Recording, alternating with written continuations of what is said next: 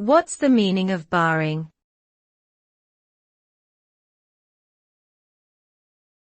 Barring.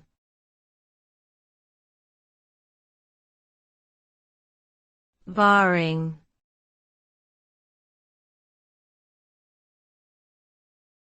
Barring.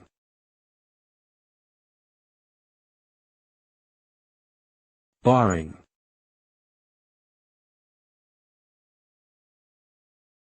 The word barring can have several meanings depending on the context in which it is used.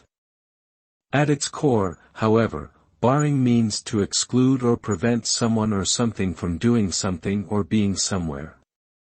For example, a person may be barred from entering a building due to security concerns, or a particular course of action may be barred due to legal or ethical reasons. In some cases, barring can also refer to physical obstructions, such as a door or gate that is barred shut to prevent entry. Ultimately, understanding the specific context in which the word is used is crucial to determining its precise meaning.